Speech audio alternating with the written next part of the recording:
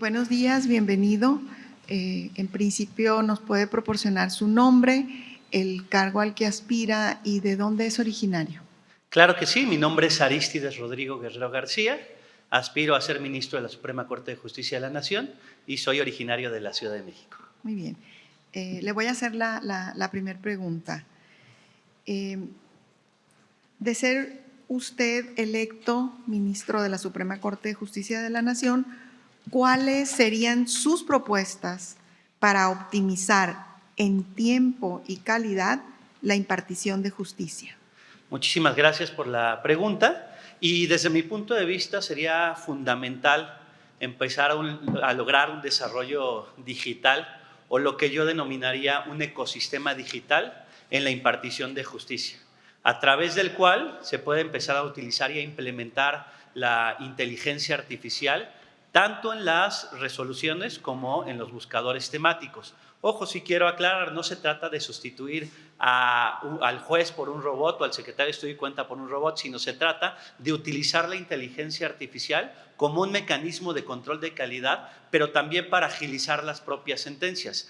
No es algo del futuro ni de ciencia ficción, sino es algo que como comisionado presidente del Info de la Ciudad de México, en su momento ya implementamos. Creamos el ecosistema digital del Info, el cual incluía un chat que permitía obtener acceso a la información en tan solo 9 segundos. Hoy en día la ley contempla 9 días y nosotros lo logramos reducir a tan solo 9 segundos gracias a la inteligencia artificial, pero también al implementar las resoluciones con uso de inteligencia artificial. ¿Por qué no pensar en sentencias que empiezan a utilizar la tecnología y la inteligencia artificial para agilizar los procesos? Insisto, como un control de calidad, pero manteniendo siempre la función toral del secretario proyectista y manteniendo siempre pues, la propia función del operador jurídico, que sin duda es insustituible. Muy bien, Maday. Sí, gracias. Bien, hablando un poquito del tema relacionado a la protección de grupos vulnerables, nosotros tenemos un grupo vulnerable que son mujeres en situación carcelaria. En ese aspecto, ¿qué ha dicho la Corte sobre el derecho humano a estas mujeres? Le agradezco mucho la pregunta. Bueno, primero situarnos dentro del contexto y el marco constitucional aplicable a ese caso en concreto. Primero señalaría como marco constitucional el artículo 4 de la propia Constitución, que señala la igualdad entre el hombre y la mujer, y después este grupo en situación de vulnerabilidad, que se trata de las mujeres en situación de reclusión.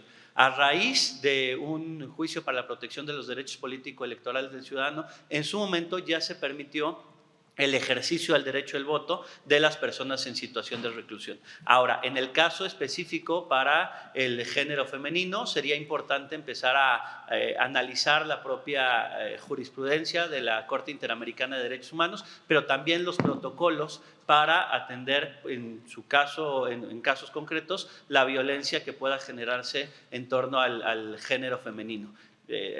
Utilizaría alguna jurisprudencia de la Corte Interamericana de Derechos Humanos, por ejemplo el caso Atala Rifo versus Chile, en donde se genera una discriminación al género femenino y la imposibilidad en su momento de poder llevar a cabo una adopción, por tan solo señalar un ejemplo.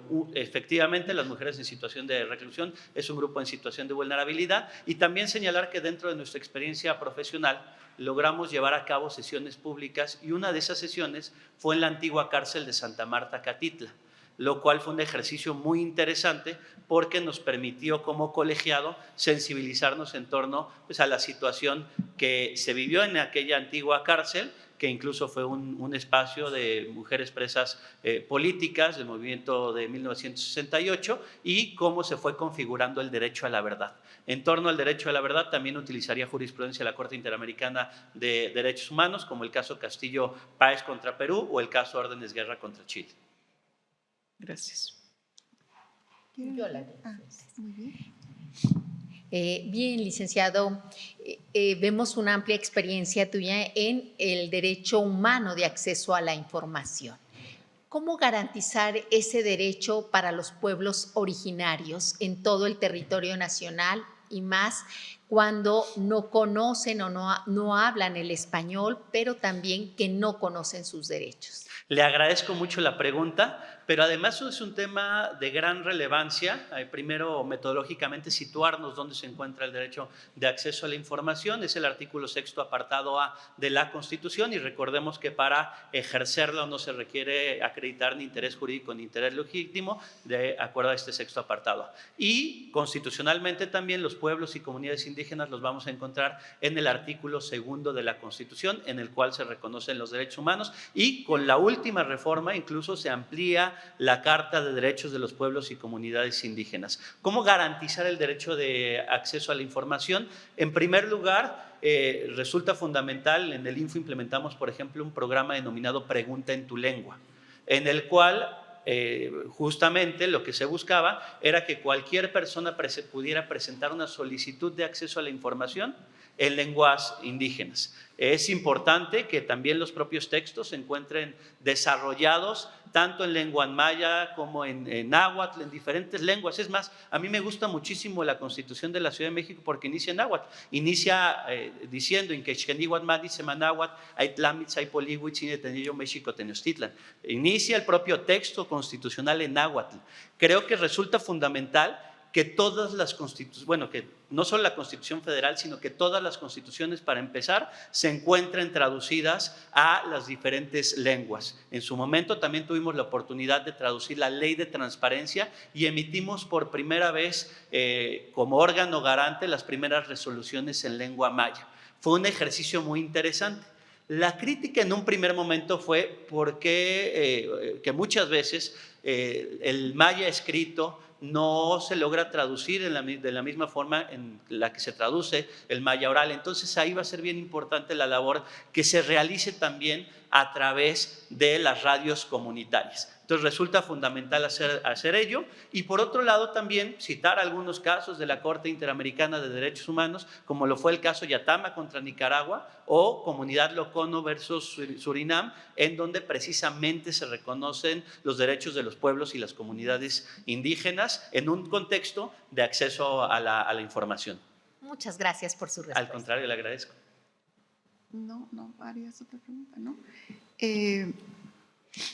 En materia de impartición de justicia, explique por qué es importante juzgar con perspectiva de género. Resulta fundamental aplicar el propio protocolo para juzgar con perspectiva de género, porque sin duda atravesamos una desigualdad histórica que se estuvo perpetuando durante el desarrollo de los años. Entonces, en un primer momento, lo que fue la implementación de acciones afirmativas resultó fundamental, pero en un posterior momento, cómo garantizar no solamente, y por ejemplo con la reforma de paridad en todo, no solamente garantizar la postulación del género femenino, sino garantizar el acceso al cargo del género femenino. Ello en aras de que efectivamente existan posibilidades reales de acceso al poder.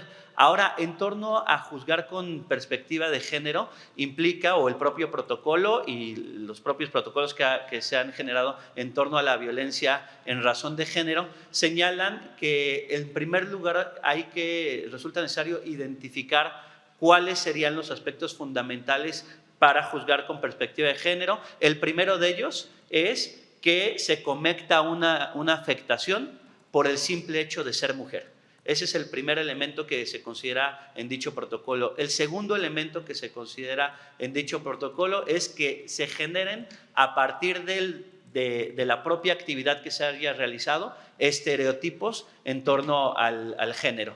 Ahí sería importante también citar los tratados internacionales como la Convención Belém do Pará, que resulta sin duda fundamental en la propia interpretación, y en este caso en concreto atender también al propio artículo 4º constitucional, que señala la igualdad entre el género femenino y el género masculino. Resulta muy interesante también la jurisprudencia que se ha establecido, por ejemplo, por la Sala Superior del Tribunal Electoral, la cual ha señalado que un órgano colegiado o un órgano legislativo de cualquier tipo sí puede integrarse por un mayor número de mujeres, pero no puede integrarse por un mayor número de hombres en la interpretación del principio de paridad.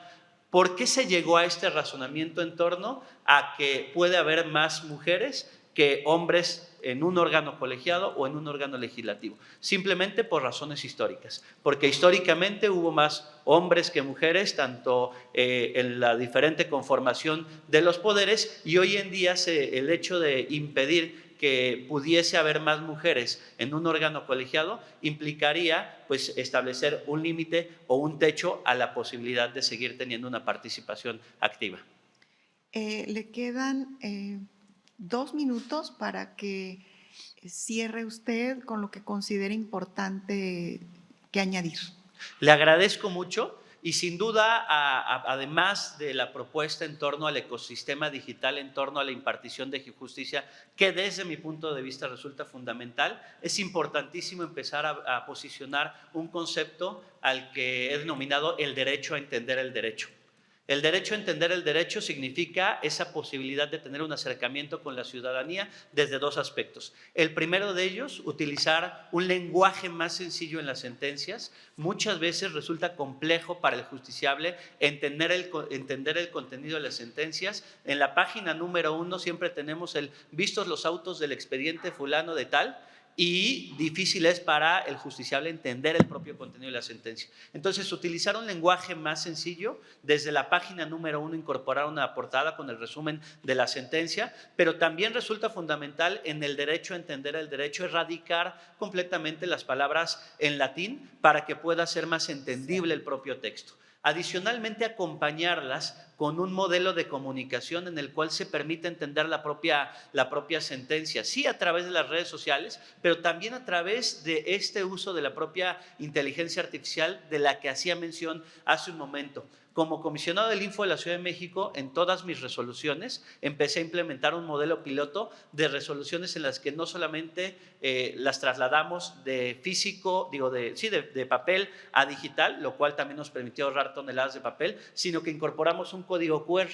Y al capturar el usuario este código QR con su teléfono celular, lo enviaba a otras resoluciones con temática similar, logrando de esta manera que pueda la persona juzgar si el propio operador jurídico está utilizando un criterio similar para un caso de temática similar. Les agradezco mucho. Sí, Gracias. le agradecemos a usted y esté pendiente de la siguiente comunicación que tendrá el comité. Les agradezco mucho la oportunidad. Al contrario.